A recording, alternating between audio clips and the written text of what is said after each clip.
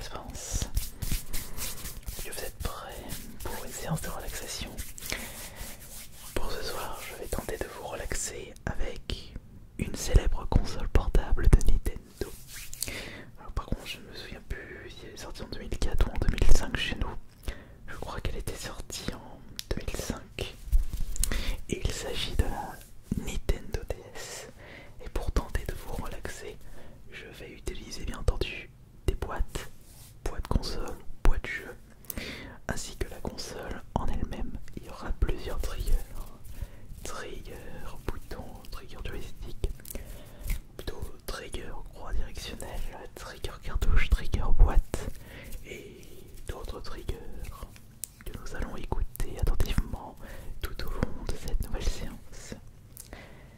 Alors ça, ce sont 5 jeux que j'ai sélectionnés. Et d'ailleurs, j'ai fait une petite erreur puisqu'il y a un jeu que je viens d'y penser et que j'ai même pas récupéré, c'était mon tout premier jeu DS. Là-dedans se trouve la console, bien entendu. Et on va commencer par la boîte de la DS. Et j'ai pas sélectionné n'importe laquelle. Ce n'était pas ma première DS puisque j'avais pu me la procurer peu de temps après sa sortie officielle en Europe. La première DS était la DS Tank, donc un gros bloc. Et celle-ci est ma deuxième DS. Je me souviens de l'avoir achetée quelques mois après mes débuts à Castorama, donc c'était en début 2008. Vérification, je dirais que ce pack est sorti soit fin 2007 ou soit début 2008. 2008, c'était le début. Par contre là, ça a été arraché, c'est dommage. Moi, c'est pas grave. Et là, c'est une version light de la DS. Il y a eu en tout 4 versions. La DS Tank, la DS Lite, la DSi et la DS XL. Et après, c'est la 3DS qui a remplacé la DS. Ce qui se trouve entre mes mains est le pack édition limitée de la DS Guitar Hero. Puisqu'ils sont sortis un Guitar Hero sur la DS, mais uniquement compatible avec les premières DS ainsi que les DS Lite, parce qu'on avait besoin du port cartouche GBA pour pouvoir brancher l'accessoire guitare. Et justement, Guitar Hero sur DS n'est pas compatible avec les DSi et les DS XL puisqu'ils sont dépourvus de port Game Boy Advance. C'est bien beau de tapoter sur une boîte, mais ce serait mieux que je vous présente la DS Guitar Hero, ma DS préférée.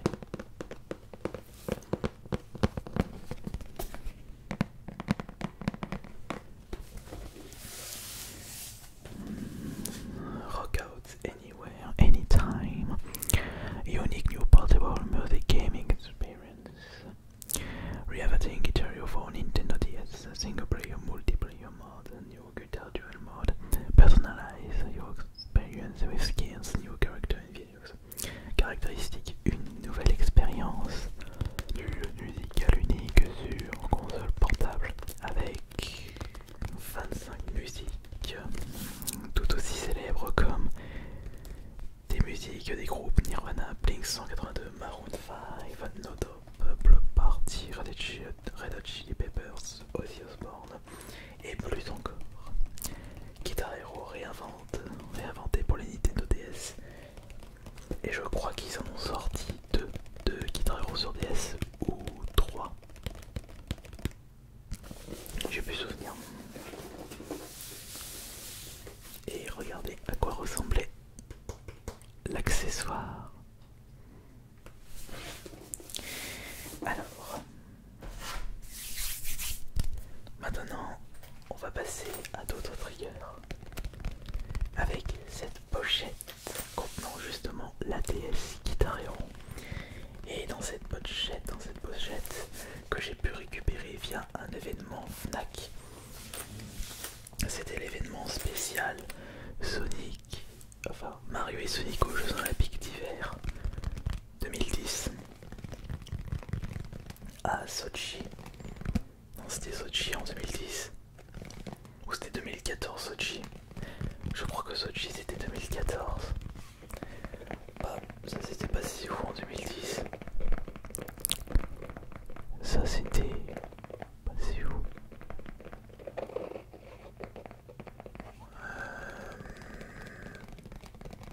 Je me souviens plus. Ouais, non, Sochi c'était 2014. Et donc il y avait un événement à la FNAC, je crois que c'était la FNAC de Lyon-Pardieu. Et j'avais pu récupérer cette pochette collector. Et ma DS Guitar Hero n'a jamais quitté cette pochette. Regardez.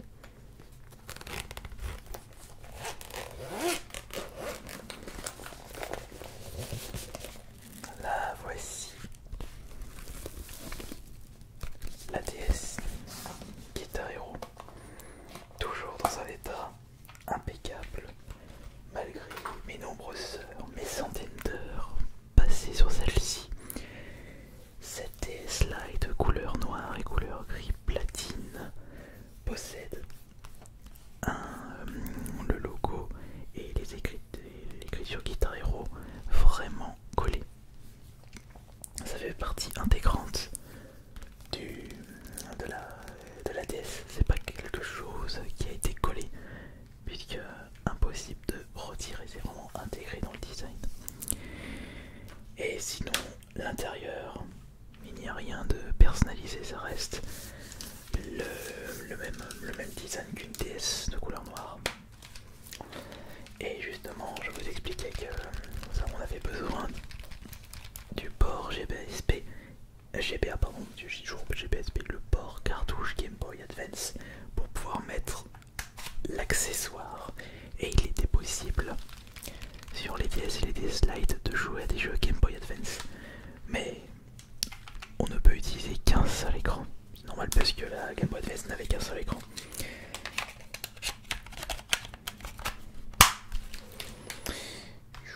Putain, je m'en dis encore de la batterie. Il y a encore de la batterie. C'est incroyable. Incroyable. Et il y a toujours le stylet d'origine. Un stylet classique de couleur noire. Et voyons voir l'état des boutons. Faisons le petit check-up. Et en plus, j'ai mieux fait de mettre un petit film de protection sur l'écran du bas. Parce que justement, pour jouer à Guitar Hero, on utilisait un accessoire Mediator ou le stylet pour faire pour gratter, parce qu'il fallait appuyer sur les boutons que vous prenez comme ça et en même temps des boutons vous grattez comme si vous grattez une guitare avec un Mediator ou avec vos doigts. Et on va dire que c'est un jeu qui a comment je pourrais dire ça, c'est un jeu qui ne prend pas soin de votre écran. C'était pareil sur WarioWare Touch, sur certains micro-jeux. Donc le film de protection était indispensable pour les jeux Guitar Hero sur console portable.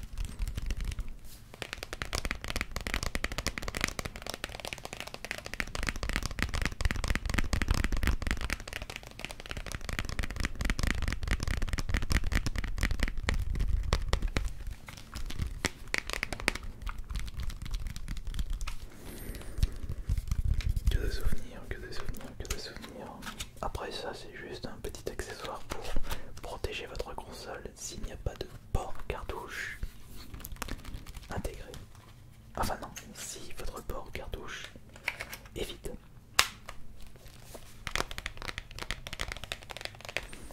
On va remettre ceci dans la pochette de protection. Cool. Je suis d'ailleurs curieux de savoir quels sont... Enfin déjà, est-ce que vous étiez du côté de Nintendo ou du côté de la concurrence avec la PSP? La PSP était quand même, à l'époque de la DS, une sérieuse concurrente. Ça n'a pas du tout été le cas pour la PS Vita.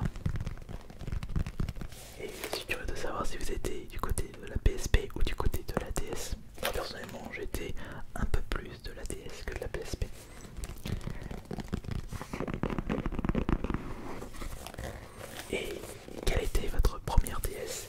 Et est-ce que vous possédez une édition limitée, une édition collector, une édition très limitée, une édition très collector? Ça peut être cool de savoir ça pour justement attiser notre curiosité.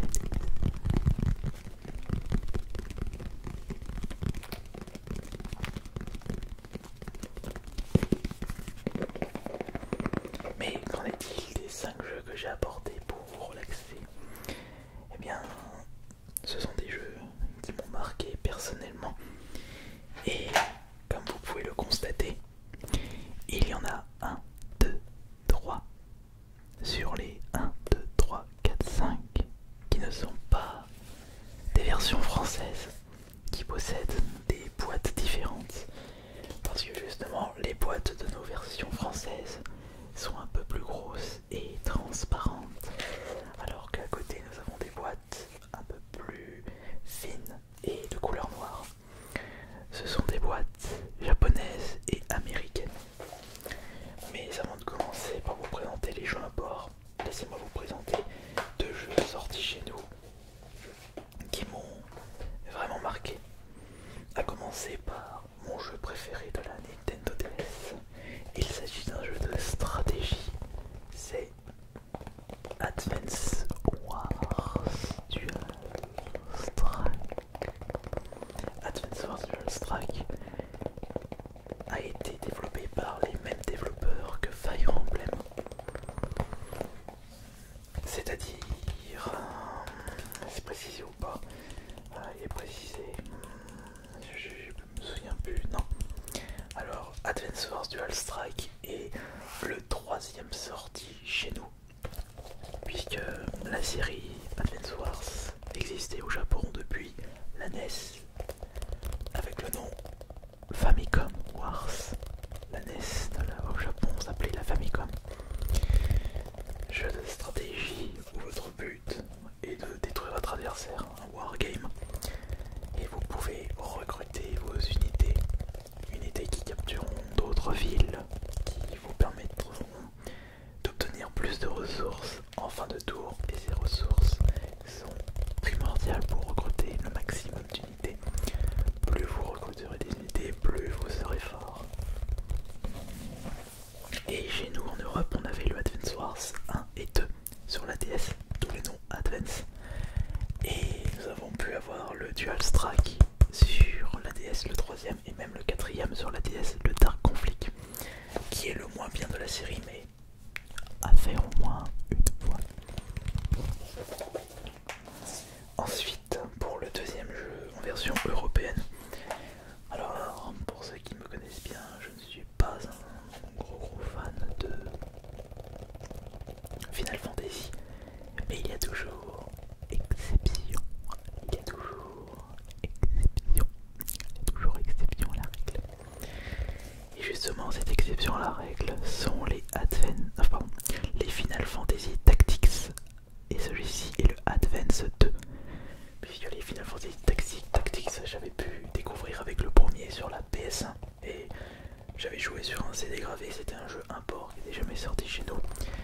Je n'avais pas vraiment apprécié le Advance A sur la Game Boy Advance, mais ce Advance 2, vraiment magnifique, excellent, d'une très bonne qualité. On va dire que, enfin, c'est un, comment on appelle ça, stratégie, voilà, RPG tactique, je cherchais le terme. Et à tous les coups, non, le jeu est dedans. Ce jeu est, d'ailleurs, j'attends un nouveau Final Fantasy Tactics, mais on va dire que ce n'est plus à l'ordre du jour, parce que justement, les RPG, les tactical RPG sont pas vraiment un style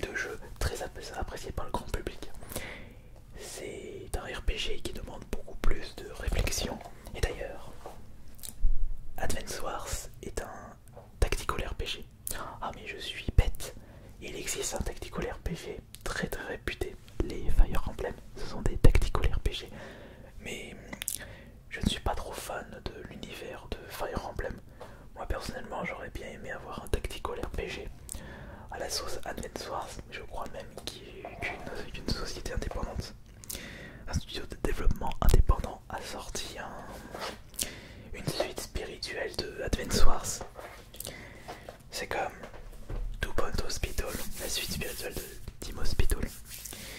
Mais maintenant, nous allons passer aux jeux imports qui m'ont marqué et je pense que vous êtes plus curieux et curieux de voir ces 3 titres.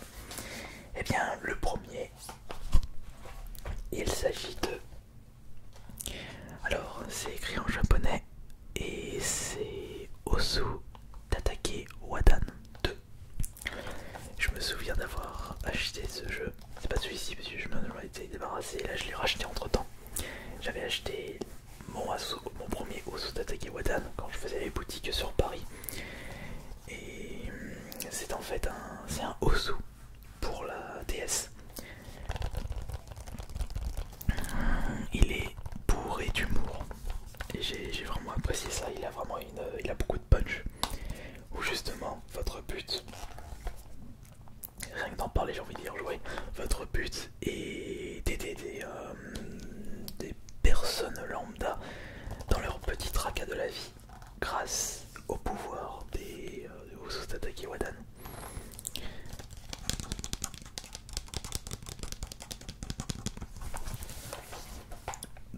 Si vous mettez en difficulté Pop-Pom Girl, très compliqué.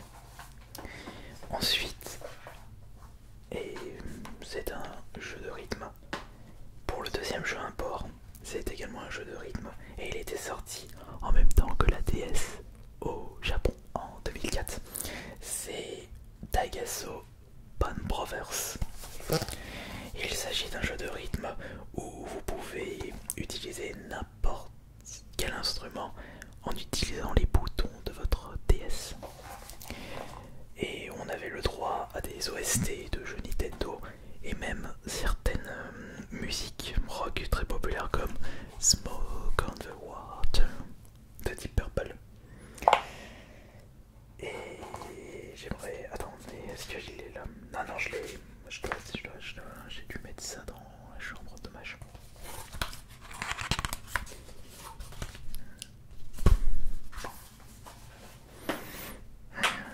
Et il s'agit d'un jeu qui n'était jamais sorti chez nous, un jeu japonais.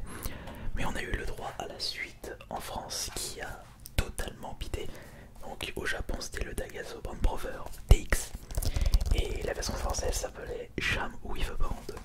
J'ai oublié de vous dire qu'on avait eu le droit à une adaptation européenne pour Osu Tatake Wadan qui s'appelait Elite Beat Agent. Ça doit vous dire quelque chose. Et qu'en est-il pour le 5ème jeu de cette petite liste personnelle? En plus que c'est un jeu import, enfin que ce soit un jeu import, et bien c'est un jeu version américaine. Est-ce que vous connaissez un jeu qui avait débuté sur la DS où votre but est de contrôler un chirurgien dans un univers anime? Eh bien il s'agit de Trauma Center. Le premier était sorti chez nous sur la DS. On a eu un Second Opinion sur la Wii qui est en fait un remake de celui-ci avec de meilleurs graphismes et une histoire légèrement améliorée avec l'apparition d'un autre personnage dont le nom est Second Opinion. On a eu justement le deuxième de Underwood Knife sorti sur la DS mais jamais sorti chez nous, ce qui est extrêmement dommage. Et ils ont justement récupéré le Cara Design de la version Wii. Et celui-ci il est excellent, énorme, très stressant et une histoire vraiment complètement barrée. J'ai passé de super moments sur ce jeu DS, c'est un de mes préférés. Et il y a eu également le prochain qui est sorti sur la Wii qui se nomme Trauma Center The New Blood, qui est d'ailleurs mon jeu Wii préféré. Et là ils ont intégré des paroles pour les personnages et un univers plus hollywoodien. Et il y a même justement l'apparition des 2 protagonistes de l'histoire Underwood Knife dans le New Blood. J'ai trouvé cette apparition vraiment cool. Mais ça fait beaucoup de bons jeux, beaucoup de jeux de niche. D'ailleurs, je suis curieux de savoir quels sont vos jeux DS préférés. Et finalement, nous en avons terminé pour cette petite vidéo où